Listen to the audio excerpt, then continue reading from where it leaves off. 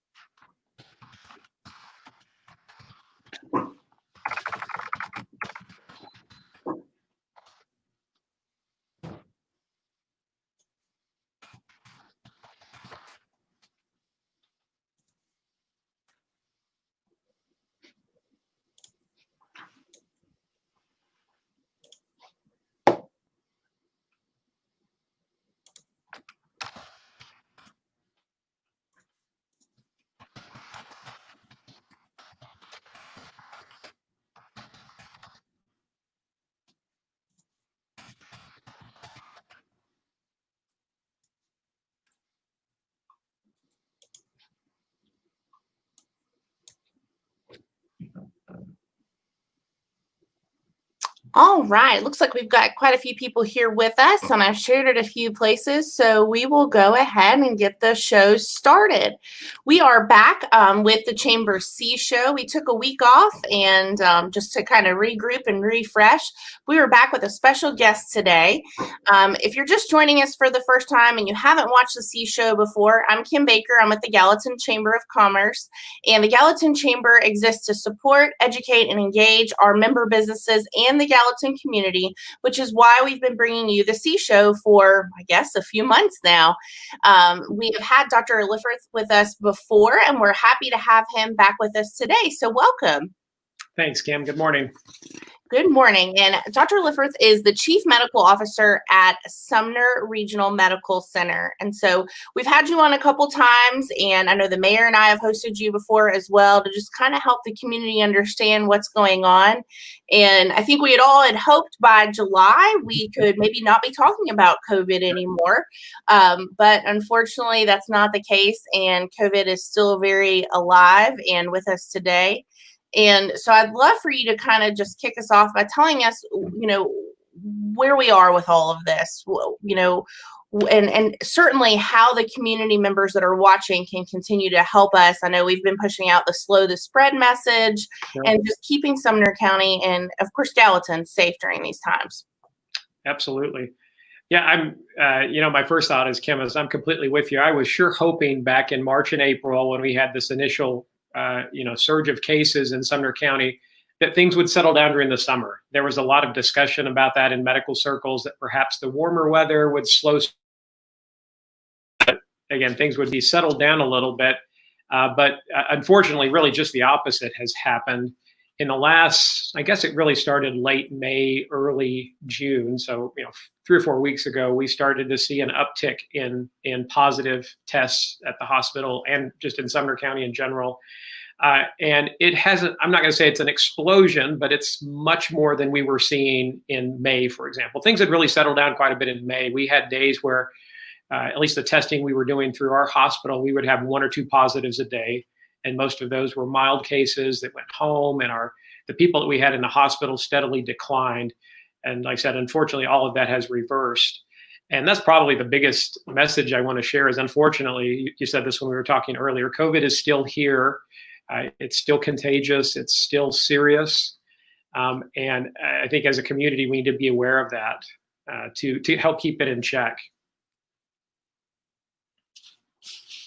I think that's certainly right. I think, as the summer's gone on and we've tried to get back to a little bit more normalcy, and we're certainly thankful to see businesses back open and doing somewhat business as usual.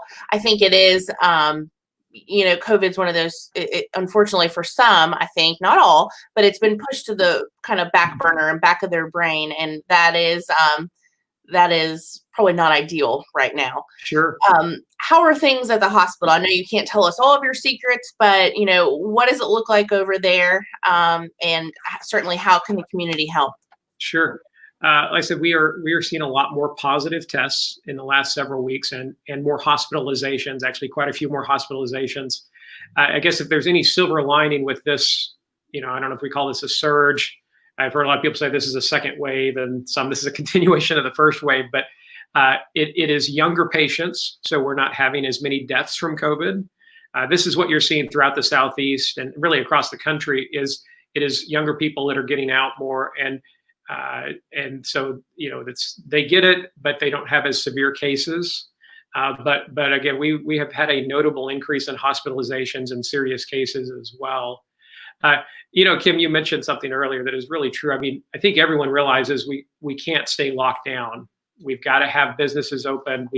Hopefully we'll be back to school in the fall. I mean, I think everyone realizes that's important. But I think the message that I want to share with the community is to do that, we've got to do it smartly. And this is what I've seen is so many people, it's like, hey, we shut down for whatever it was, 6 weeks, and now we want to get back to normal life. And it's kind of all or nothing. And really, I think what we need to be doing is sort of a smart reopening. And, I love that Mayor Holt put out the statement about masks. And we can talk about that more. I think masks are an important piece of getting life back to normal and getting things moving again. But doing social distancing and using common sense. And that's my concern is the increase in cases we're seeing right now is too many people have just said, I'm kind of done with COVID, which I understand. It's tiring. And setting aside that. And so I think there's a way that we can get things open and moving and doing church activities and keeping businesses open if we do it smartly. Now, when you say younger, define younger, I guess. I know you can't tell us the ages of patients that you've seen, but, in a range kind of, are we talking about like teenagers and children? Or are we talking about 20 to 30-year-olds or? Well, I'll tell you that, again, both here in Sumner County and across the country, the first, waves of cases in March and April, and a lot of the deaths, unfortunately, were in a lot older patients, nursing home patients, things like that. And so, no, when I say younger patients, I'm talking adult age, 20, 30, 40, 50. Those are the groups that are going out and interacting more. We definitely have had positives in teenagers. Kids definitely can get it. They tend to have much milder cases. So we have had kids that are positive, but that's not really the main group we're worried about. Yeah. Talking on that, and we'll talk a little bit about the Mayor Holt's order, which has been popular and unpopular by many, which was to be expected, I think. But and certainly, if you're watching with us, and if you have questions for Dr. Lifferth related to Sumner Regional and local health, drop those in the comments. We'll do our best to answer those, and I'm happy to take any questions as well. We may not be able to answer everything. The mask, we noticed in that ordinance or the order that it specifically mentions 12 and under do not have to wear masks. And let's talk a little bit about that and the science that backs that up and why that might be included in there, because I've seen a lot of questions and we received some too. We've already had calls today about it. So sure. In terms of the age, I mean, honestly, my feeling is anyone that can wear a mask. I wonder if some of that's just a practicality. I have 5 kids. The youngest are teenagers now, but when they were 5, 6, 7 years old, it would have been really hard to get them to wear a mask. And I think that's just being practical, honestly. As the more mask wearing we can have, the better. And let me talk about that a little bit, Kim, because again, I think that it was a wise move by Mayor Holt. He wants to get Sumner County up and running. And 3-4 months ago, early in the pandemic, there was a lot of discussion and debate about masks. And I'll tell you personally, I was skeptical early on. I'm like, a cloth mask, there's gaps in it. It's not going to catch a tiny viral particle. I mean, and I even kind of scoffed when I saw people early on wearing masks. But gradually, over the last several months, more and more data has come out. And, mostly it is spread by respiratory droplets. It's not a single viral particle. It's when you cough or speak loudly or laugh or sneeze. And masks do catch that. And so I'm sure everyone's heard this many times. When you're wearing a mask, by and large, that is to protect other people. And I was talking to someone about this, and they said, it's really a shame that people are not more considerate of others. And I said, I grew up in Tennessee. Tennesseans are compassionate, considerate people. I think it's just they don't understand. There's a lot of misinformation, because of that early confusion. And some of our healthcare leaders, the CDC, the World Health Organization, honestly managed this poorly. They put out conflicting information. Now everyone's pretty much in agreement that they help and they're a good thing. And I think if Tennesseans and people of Sumner County understood that, they would all be wearing masks. It really does help. It helps slow the spread. And again, you want to get businesses back up and running. It's a simple way that helps that. I've seen a lot of discussion online about it increases carbon dioxide levels and it lowers your oxygen levels. And those are really not true at all. I mean, we have people in our operating room that for 100 years have been wearing masks all day, and they do just fine with that. It doesn't worsen any infections. It doesn't lower your oxygen levels. I know some people don't like them. I don't particularly like wearing a mask either. I'll be honest with you, but it is a good thing and it's a simple thing, Thanks. So I think last week with the dust storm, I think there was even greater benefit to wearing a mask last week with the air quality outside. I said, man, I need one outside too. Yeah.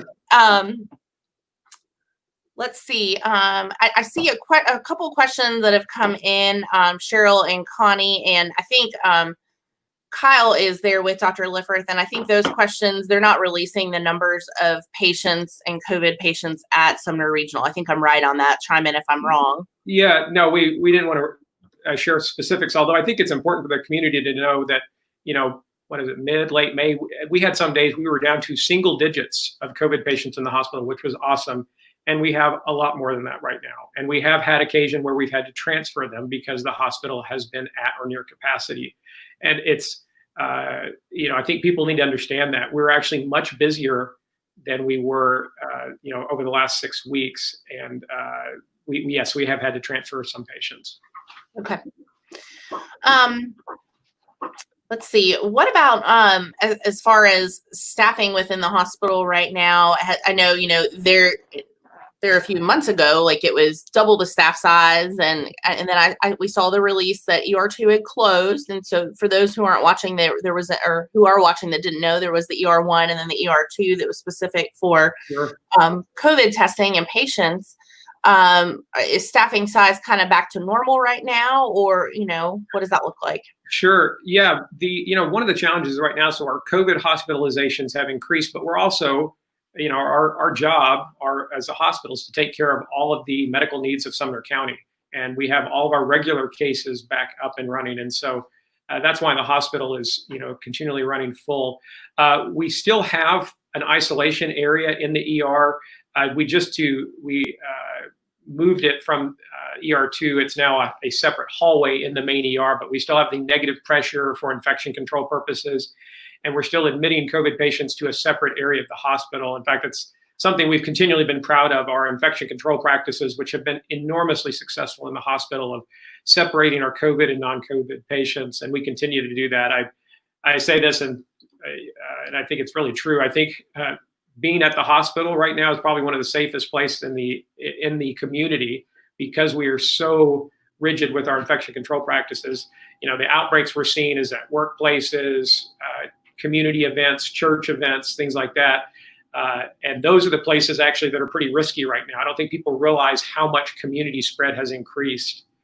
Yes, we are doing all of our regular care, our surgeries and all of those things. But the hospital is really busy right now. And I'm sure you were busy over the weekend. Were there lots of fireworks mishaps and other things like that? Yes, we always have some interesting things over the 4th of July. We have a friend, one of my son's friends. His mom is an ER nurse there, and so he was actually with us on the 4th of July. And I said, "Your mom's working, right? Does she tell you that it's crazy this weekend?" And he said, "Oh yeah." And so I was like, "Yeah." Let's see. Well, I was going to ask something else. What about testing? Y'all are continuing to do testing. What is the turnaround time? I know early on it was taking longer. Is it a little more timely now? And if they don't want to come to the Sumner Regional, is there other places in the community they can get tested? Absolutely, yes. We are doing ER evaluations and testing through the ER, and that generally should be if you're having symptoms. The Sumner County Health Department is doing free testing every day. And I know a lot of clinics are doing testing as well. There are some urgent cares. Our turnaround for people, it really depends on the circumstances, but you really now 24 to 36 hours is sort of what we're looking at, which is a market improvement. Early on, we were very limited in our testing capacity. We had to send the test out, and it was taking a week or longer. And I believe in the comments here, someone has posted there's a link of a variety of places that are doing testing. Awesome. And then testing, is it still free to get tested? If you're seen at the hospital, like I said, the only place we're testing in the hospital right now is through the ER. So it is an ER evaluation. I believe most insurances actually cover the cost of the actual test. Got it. But yes, there is the evaluation in the ER that you would get charged for. Okay. What else? What else would be helpful for the community to know about this time, or anything else you'd just like to get the word out about? We mentioned this earlier. If you're, as we're starting to get things back up and running, just to really keep COVID in mind, mask wearing, I think, masks are by no means perfect, but they definitely slow the spread. If you're doing family gatherings or if you're on church committees, to just keep it in mind. We've had some unfortunate outbreaks associated with church activities, and I'm a churchgoer. I love going to church, but look for ways to spread out the community or spread out the congregation. If you want to do Sunday school, do it out on the lawn, and spread the chairs out. I would avoid singing.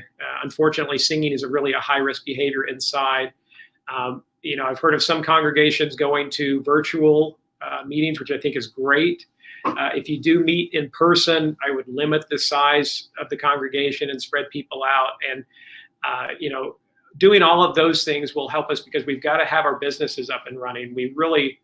I want my kids back in school in the fall, and doing those things to minimize spread will really help things a lot. And so that's, keeping all of those things in mind would really be helpful. I think those are great tips. And I think one of the we talked about silver linings, and I think we have to continue to look for those. And as a leader in the business community, I have really enjoyed seeing our businesses and churches and just different organizations be very innovative during these times. And, some of them take things online or virtual. And then, of course, we're even operating with hybrid models right now and really giving people the choice. That way we can also limit capacity, but also let people maybe attend virtually if they just don't want to come in person, or even if they can. And so I think that's certainly something that we can be thankful for, that everybody's been able to be a little more creative and innovative. Sure. We did have a couple questions that I think this one is worthy of exploring. It says, what is the current treatment plan for COVID? Obviously different for each case, but how are most cases treated now? And so some folks might not know that, like what happens if you have COVID? Sure. That's a great question. And I should throw in, we have several intensivists here, Dr. King, Dr. Martin, and also our other hospitalists, Dr. Donovan, Dr. Craig. We have a whole group of them but one of the silver linings of Sumner County being early on very busy with COVID is these guys are really good. They have gotten better at treating COVID patients. And we have, over the last several months, gotten some more treatment options. Really early on, we didn't have anything. It was supportive care, what we call in medicine, giving them oxygen, intubating them if they needed. But there's several things, remdesivir people have probably heard of. It's an antiviral medication that there is some early data that it seems to help. We've also, in sicker patients, started using a type of steroid, dexamethasone. And then there's some other treatment options that are a little more shop talk. They're complicated, but we have some treatments now. And I mentioned the silver lining that a lot of the patients we're hospitalizing now, they're not nursing home patients, but they're a little bit younger patients. They seem to be doing better. And I think that because we have now some treatment options, they seem to be doing better. And so that's great. A lot of people have pointed out that our death rates have declined, and they have, and that's great. I only hesitate in saying that as, some people are saying that as, oh, COVID is not serious. It's still very serious, and it's still taking a lot of hospital resources. But there are some silver linings and, better treatment options and better outcomes than we were seeing before. Kim, I saw another question here about COVID testing. As I'm sure a lot of you know, there have been 4 or 5 common coronaviruses that cause like our common colds. Right now, we don't see, with the test that we're using, the nasal swab that we do, it's pretty specific for COVID-19. And so early on, there were some kind of non-specific viral tests that you could get a positive also for other coronaviruses, but that's not the case right now. A positive test is specifically, it tests for the RNA for COVID-19. Got it. And I think we already answered Tamila's question about the turnaround on getting a test. Did we answer that? Yes, it's 24, 36 hours kind of average. And it varies depending on how much testing we're doing in lab capacity, but that's kind of where it is right now. Okay. Let's see. Those are just some comments. I have a question because I've read some different, I think we've all read things on the internet during this time or all the time, but, there's been I've seen some articles related to different like deficiencies and conditions that perhaps make you more vulnerable for COVID. Is there any kind of supplement or anything people could be taking right now to kind of boost their immune system, or in addition to, of course, social distancing and things like that? Yeah, so I like how you laid that out there, Kim. I think the first step is for us to take it seriously, wear masks, social distancing. I think the next preventative thing is to be in good shape, that getting out and walking around the block, aerobic exercise. The people that get sick often spend a week or 2 or more in the hospital, in the ICU, and they come out very deconditioned. And so, not that there's great evidence for this, but my opinion as a physician is being in as good of health as you can will help potentially you weather that storm if you're one of the unfortunate ones that gets really sick. There have been a lot of discussion about zinc, some about vitamin C, some about vitamin D, and some associations with that. I don't think there's enough evidence to really go strongly on that. I don't think taking supplements of those is going to hurt you any. And so I think that's fine. We don't use those routinely. Early on, there were some discussions about using them for treatment, and we actually did a little bit, didn't see a whole lot of benefit, but taking those at home as supplements, Kim, I don't think there's any downside to those. But I think that being in as good a shape as you can, getting some more exercise would really be good. Good tips. And if you, there's lots of greenways and parks in Gallatin where you can be outside and away from other people while you're staying in shape right now. We also have a lot of gyms and facilities if that's something you're comfortable with, and you could find those in our business directory. Well, before we log off today, we've had a great conversation. We've had a lot of people really engaged, and I super appreciate that, especially after us taking a week off from the C Show. Before we wrap up, is there anything else you'd like to share with us? I think we've touched on this several times, but I think it's really important that people take COVID-19 seriously. I understand when I talk to friends and family, they've known people that have had mild cases, and thankfully, more than half of cases have mild or no symptoms, but recognize that for some people, this is very serious or life-threatening. And for us to get things up and running, to have school in the fall, I think if everyone takes it seriously and takes that into consideration as we do things, and be considerate of neighbors, wear masks, if we do all that, we can hopefully keep it in check. But I think it's important up front for people to take it seriously and treat it as such. Awesome. I think that's a great word to leave on today. I really appreciate you joining us and everything you and the Sumner Regional team are doing to help keep our community safe and healthy during this time. So thank you for that. You bet. Thanks, Kim. Thanks for having me. Yes. Hey, everybody. Thanks for watching. We will be back on Thursday at 10 a.m. I will have another special guest with me, Jeffrey Hester from our local University of Tennessee Ag Extension office. We're going to be talking about agriculture and some of their programs that exist all the time, but especially right now. So we'll see you on Thursday at 10. Have a great week.